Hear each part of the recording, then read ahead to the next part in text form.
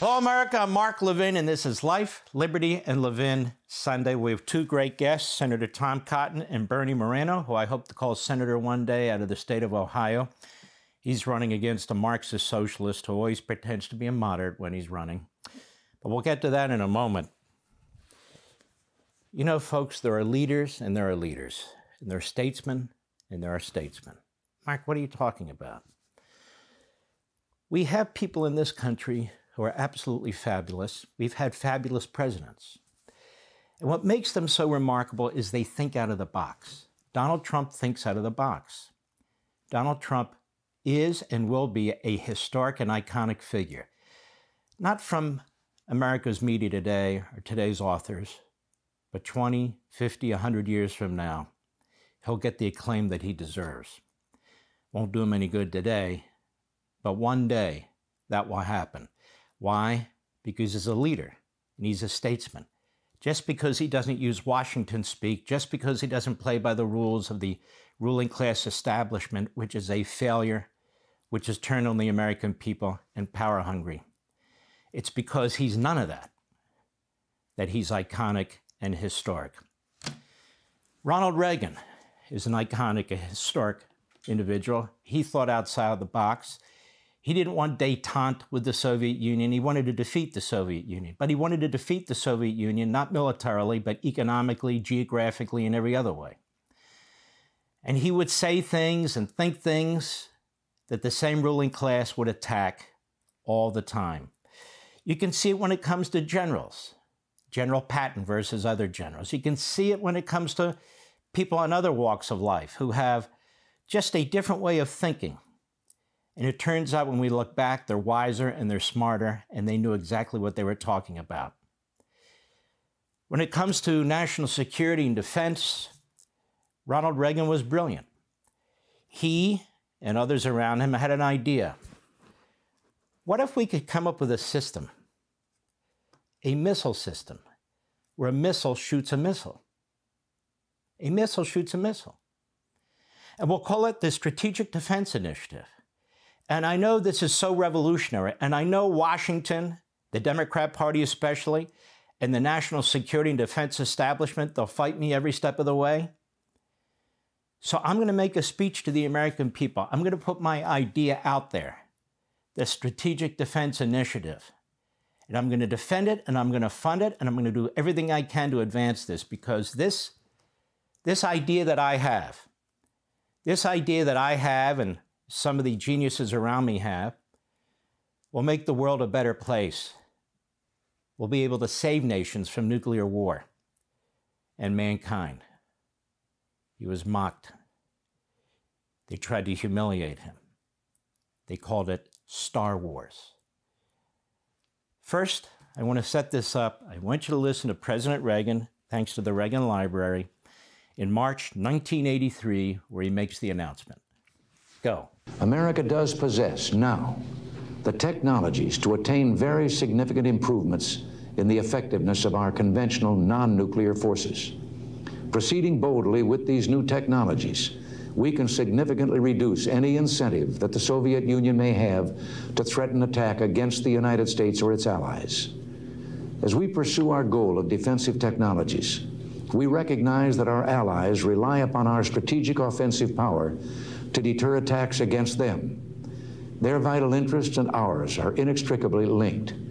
Their safety and ours are one, and no change in technology can or will alter that reality. We must and shall continue to honor our commitments. I clearly recognize that defensive systems have limitations and raise certain problems and ambiguities. If paired with offensive systems, they can be viewed as fostering an aggressive policy, and no one wants that.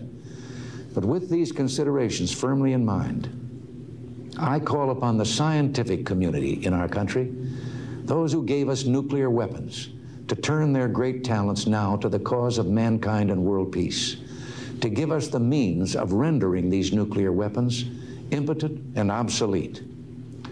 Tonight, consistent with our obligations under the ABM Treaty and recognizing the need for closer consultation with our allies, I'm taking an important first step.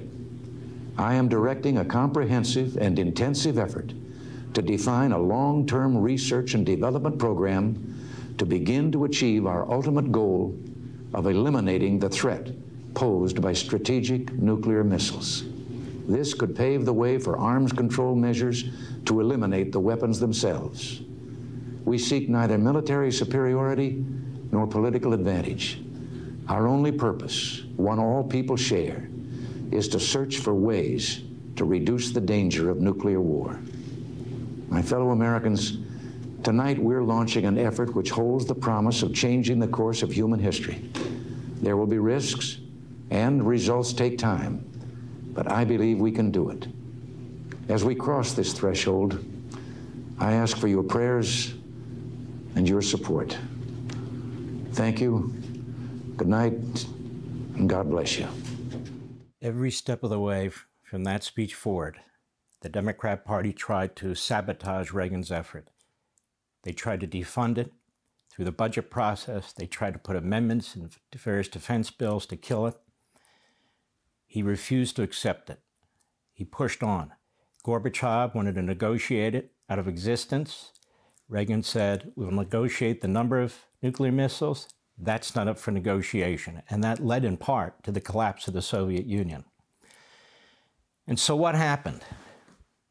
A few years later, an egomaniac, a power-hungry politician who was eyeballing a run for the presidency, went to the National Press Club and attacked the whole idea, attacked Reagan, mocked it, the Strategic Defense Initiative, missiles, destroying missiles.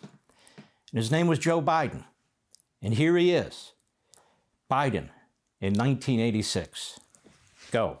This brings us to the administration's fifth myth, and surely the most remarkable in my opinion. Unable or unwilling to build on arms control progress of his predecessors, and under mounting public pressure as a result, the President in 1983 performed an astounding political act. Like the Baryshnikov of nuclear politics, he simply pirouetted and leaped over the entire issue, announcing a presidential vision that the American people could escape nuclear danger, not by arms control, but by erecting an anti-nuclear Astrodome over the United States of America. This immaculately conceived notion has obviously demonstrated that it has a certain mystical appeal. Unfortunately, it has no possibility of practicable implementation, as asserted by an overwhelming body of scientific opinion, by common sense, and even reportedly by Assistant Secretary Pearl in his private conversations with our allies. To say that Star Wars will not work, however, is far from calling it meaningless. For the President's quixotic initiative is already inflicting serious damage on American interest, in my opinion. It has confused our national debate, perhaps deliberately so, about the direction of American nuclear strategy. It has increased and misallocated our defense budget at a time requiring austerity and carefully established priorities, emphasizing the improvement of conventional forces. It has diverted valuable research and development resources at a time when the best American talent is now urgently needed in the civilian sectors to strengthen our competitiveness in the global marketplace. And it has weakened the Atlantic Alliance by raising doubts about Americans' commitment to collective defense and also about the reliability of American leadership in the conduct of East-West relations. It has pushed the Soviet behavior the wrong way, inducing greater Soviet research on defense while raising the prospects of expanded Soviet missile forces to penetrate any U.S. defense that might be erected. And finally, for so long as it remains non-negotiable, Star Wars constitutes a major impediment to arms control. This multiplicity of negative consequences combines, in my opinion, into a single conclusion. Star Wars represents a fundamental assault on the concepts, alliances, and arms control agreements that have buttressed American security for several decades, and the President's continued adherence to it constitutes one of the most reckless and irresponsible acts in the history of modern statecraft. The past 6 years have demonstrated that the world can survive, in the short run, without progress on nuclear arms control. But while the Reaganites have propagated their smokescreen of mythology, what they have not done, what they could not do, is change the fundamental realities of the nuclear age. One may speculate that President Reagan has come to understand these truths. The compelling question about the remainder of his presidency is whether, given the competing voices and ideological forces within his own administration, he can and will act accordingly. I didn't want to interrupt that because every syllable of that was wrong, wrong-headed. Notice how he's cynical. Notice how he personally attacks. But notice where we would be today if Biden had succeeded and Reagan failed. Israel would have been wiped off the face of the earth last April. Israel would have been wiped off the face of the earth last week. SDI is the greatest movement toward peace, the greatest advancement in military technology, maybe ever, but certainly one of the greats. And Joe Biden was on the wrong side of it. And there he was the other day in the Oval Office congratulating the Israelis and our Navy for taking out those missiles. Our Navy fired 12 missiles. Most of it was taken out by Israel.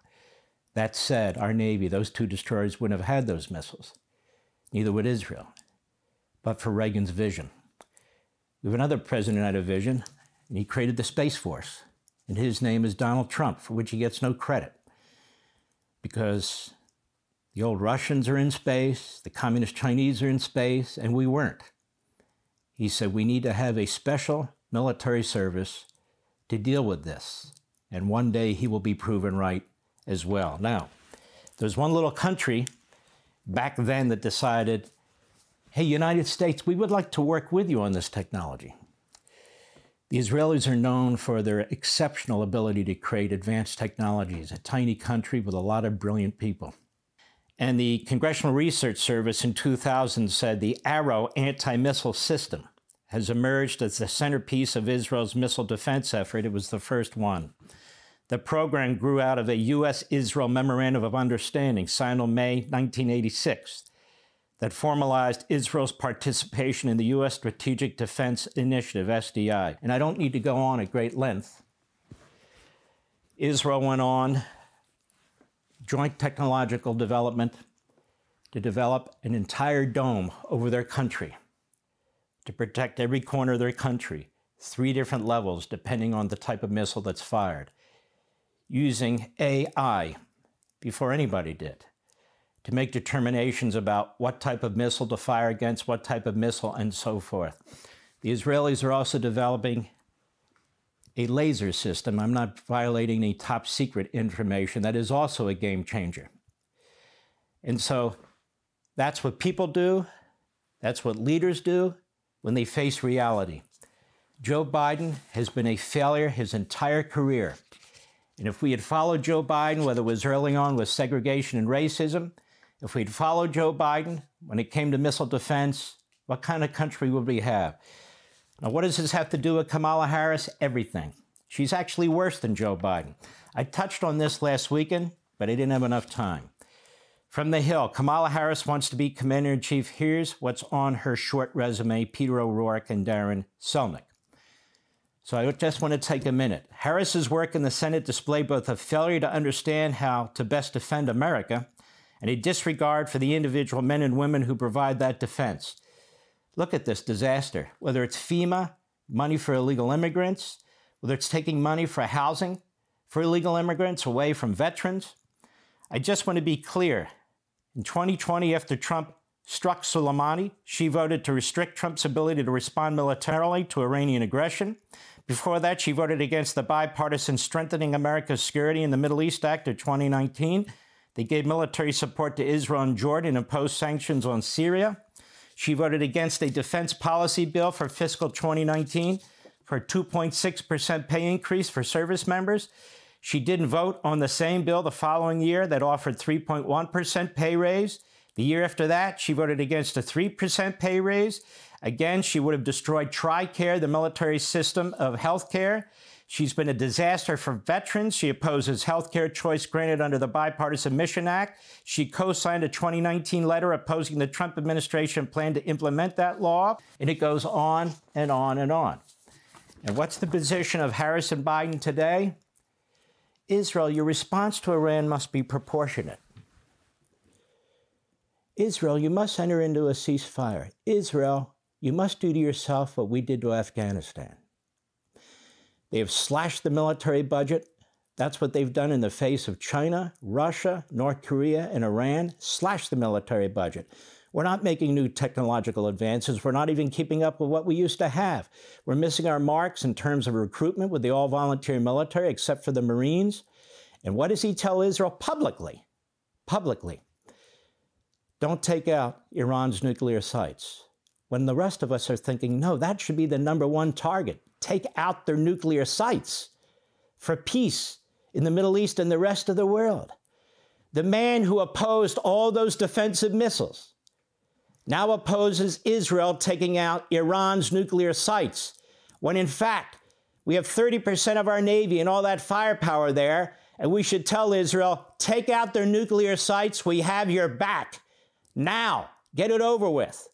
Because even the United Nations has said Iran is going to have a nuclear missile. A disaster across the board. This revolution by immigration that we see happening in our country, the economy. Oh, look at this. We've added more jobs than we thought. We added 5,000 more jobs per state. That's nothing to dance about. The active promotion of authoritarianism, how they oppose the Bill of Rights, the abuse of the justice system, how they're going after Donald Trump yet again with this outrageously left-wing Obama Judge Chunkin and this unconstitutional prosecutor where they change words around, create semantical distinctions, put it on the public record right before the election. We've never seen anything like this. They're continuing to try to corrupt our voting system by changing the rules in the state, and they want to destroy the independence of the Supreme Court. They want to destroy separation of powers. They want to destroy the Electoral College. They want to destroy everything. Why? Because they're about power for the Democrat Party. Power for the Democrat Party means you cannot support the United States of America because it's country first, not Democrat Party first. Hey, Sean Hannity here. Hey, click here to subscribe to Fox News YouTube page and catch our hottest interviews and most compelling analysis. You will not get it anywhere else.